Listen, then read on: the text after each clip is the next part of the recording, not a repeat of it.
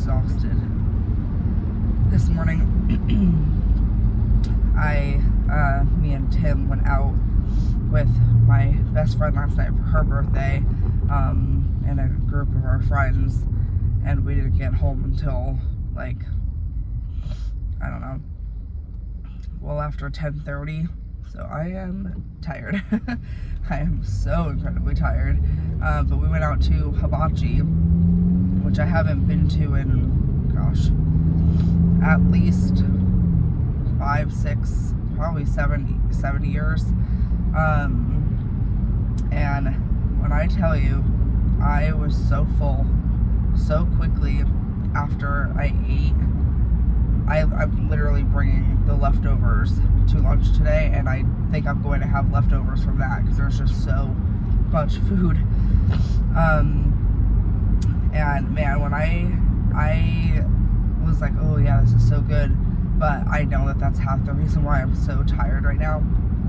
I got the chicken hibachi. If you guys know, it comes with like salad, soup usually, rice, noodles, vegetables, and then your choice of protein. So, granted, it's not, the worst thing in the world because there's vegetables and there's protein and salad, but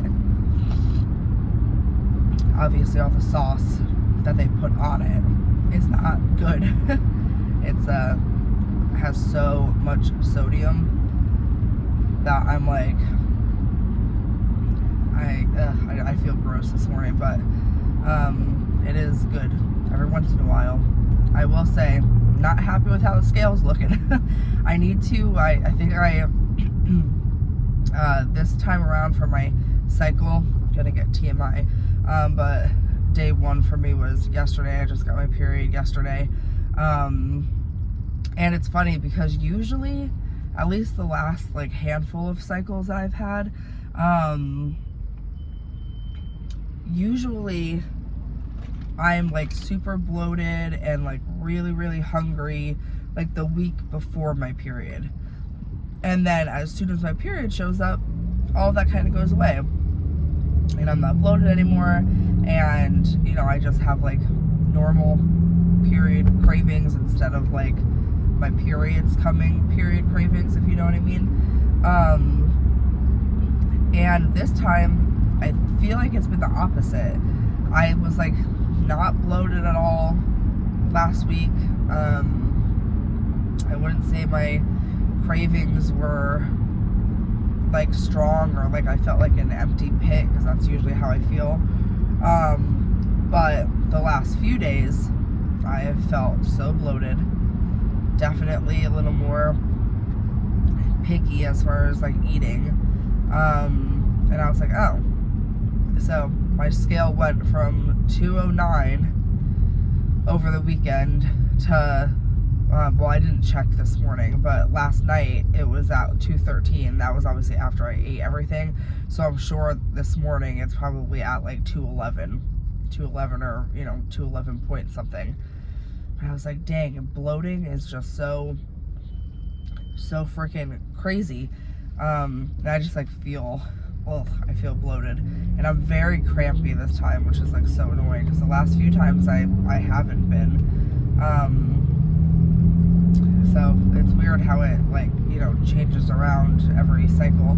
This is my full first cycle with my Oura Ring though, so that was kind of exciting. Now I can go back into my Natural Cycles app and see like the trends of my basal body temperature for the entire cycle. And I mean, I'm not a doctor and I'm still learning and everything, but it looks like relatively normal, I think, for like when there's supposed to be dips, when there's supposed to be spikes. So I feel like that was, nice confirmation that hopefully my body is doing what it's supposed to do, like during my cycle. So that was a cool feature to see. And like have it actually be, and actually, it's funny because I use the Premom app, the Flow app. So I think I've mentioned this before. I use the Flow app just because I like their like interface of the app, and that's the first one I ever like started with, so I'm used to that one. And I think that's the one that has like the most of my data because it is the first one. And then I use the Pre-Mom app because that's what I use for my ovulation strips. And then now obviously the Natural Cycles app because that's what tracks the BBT.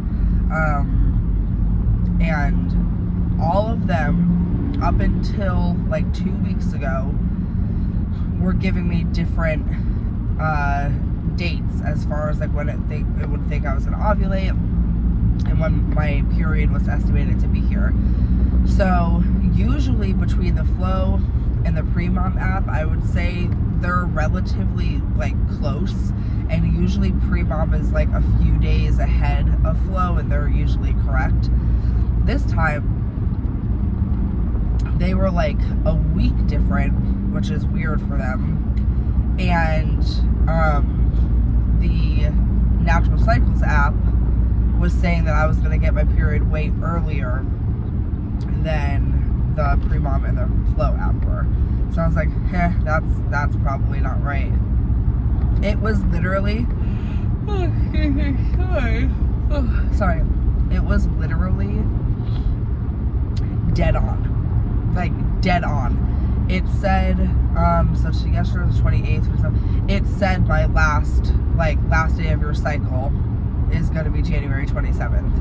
And I was like, that's so early because my Flow Mom and like my Pre-Mom and my Flow app are saying I'm not even going to get my period until the first week of February. But guess what? I started spotting on the 27th and I was like, no way. And then I got my like full-blown period yesterday. So that one was literally spot on. As the data has kept like refreshing on the Pre-Mom and the Flow app, they did end up syncing up and they thought I was predicted to get my period on the 30th. So not that far off. But it was just crazy to me that Natural Cycles, and I don't know if this was just like a fluke or whatever it was, but they predicted it literally to the day of when it was going to come. And so I'm like, huh. So they both do say different things for when they think I ovulated. They all have all of the same info because I input the ovulation strips and everything. I log my periods in all three and like all of that stuff, or my period in all three. The only thing that the Natural Cycles app has more data on than my other ones do is the basal body temperature, just because I haven't gone into every single one of them every morning as well and like put in my basal body temperature because that's a lot of work. Oh my god. Sorry, that is so annoying. But yeah, I'm curious to see if it's like spot on again for like how many days it'll think it is, and then if it can predict when it thinks I'm gonna be like ovulating and everything. So I can't lie, I'm pretty impressed about that. I'm still waiting to hear back from the insurance on those two things I was talking about in a previous video, the Zepbound for the sleep apnea and the reimbursement for the Natural Cycles app for the form of birth control. But now that I can like officially say this, I've been hinting to the fact that things may be changing with our insurance the last few months, and really up until I feel like yesterday we weren't like 100% positive about this still, but Tim is leaving his job. There's just too many uncertainties with that company. A lot of things have transpired since the summertime within the company, and it's just not a stable place anymore. So we sat down and talked, and he is jumping ship before the ship fully goes under, because they're halfway there currently. But unfortunately with that, and I guess I can't say unfortunately yet because I don't fully know, but what I do know is that this new company that he's going to be starting with on Monday, their health insurance is United. And I've heard that United Health Insurance is not the best. Actually, one of my best friends works for United, and she was like, a lot of people, even with the diabetes diagnosis, have like a hard time getting their medication. So I am a little bit worried. And now I also don't know what happens with my claim for the birth control. And obviously, you know, the prior authorization that Tim just put in with our insurance company, our Blue Cross Blue Shield insurance company, is, I mean, they said that they were going to get a decision back to us by the 30th. Tomorrow's the 30th, so I don't know if we're just gonna get lucky and they're gonna be like, yep, it's approved, like totally fine, and then he can get his like 3 months worth again like tomorrow, and then, you know, figure it out with United once that comes. Like I don't know what's gonna happen, but I do know, you know, whatever happens, there's nothing we can do about it anyways. And at least, you know, for me, there is other options like metformin and, you know, whatever, although those just have never, ever, ever worked for me. And I do have 2 boxes at home still, and I need to go pick up 1 box from the pharmacy on Friday. So, like, I still have a little stash, if you will. But, you know, it's stressful. My anxiety is through the roof. I'm not good with change. I don't like change.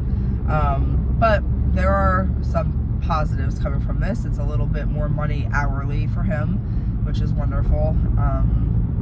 But there is no on-call rotation, as of right now anyways, which, like, on one hand, it's great because, like, I get my husband back and we get our weekends back, and he doesn't have a full week where he's literally running himself into the ground and whatever. But also, with on-call brings a lot of overtime, and with a lot of overtime brings, you know, more money. So although it's a little more, you know, a few dollars more hourly, it might turn out to be less yearly. So that's gonna be a thing to have to deal with. But I just hope that this company is a little more stable, and whatever happens with the insurance, you know, we can get figured out, and it won't affect us too horribly. The only good thing is that when we found out it was United, we went ahead and looked up all of our doctors, to make sure that those doctors are still within, especially our PCP, because I love him. Like, he would have been a big deciding factor for us if Tim was going to take this new position, if he did not accept United, but his office does. So I think that's, you know, not I think, like, we know, like, he gave his notice yesterday, so, like, it's official now.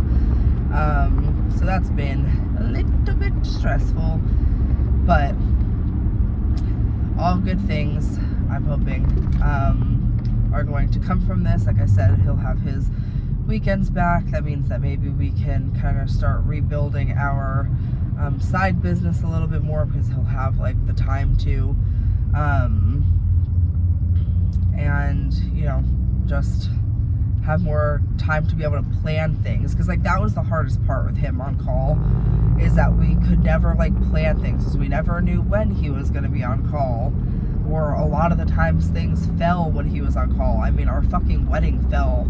Like, our wedding, he put in for months before schedules were made, and they put him on call for our wedding, and it was like this big deal to, like, find coverage. Like, it's, I don't know, I'm not gonna start getting into it, but yeah. So it'll be nice to have like that back, and like he was gonna be on call for Valentine's Day, and like obviously now he's not. So, but like he's made some good friends at this company, so like I'm sad for that. I mean, obviously I'm sure he'll stay in contact with them, but you know, it'll be a little bit different, I think. But it's gonna be good, and I'm proud of him, and he feels better, because this whole situation was really, really draining him. And hopefully now he'll be able to, you know, kind of stick to a better gym routine. I mean, he's still not going to have set hours, obviously, because that's just not how it works, like in a trade. You work until the jobs are done. But maybe because it's not on call, like, it'll be a little more structured. We'll just have to see. So, yeah, I don't know how that went from like what I did last night to my eating to my period to a life update, but here we are. I didn't get to go to the gym yesterday because I was running around like a chicken with my head cut off after work, getting my friend's cake, dropping it off to another friend's house so that my other friend wouldn't know, and then getting myself ready quickly, and then meeting everybody at the restaurant. So I didn't go to the gym yesterday, so I'm excited about going today.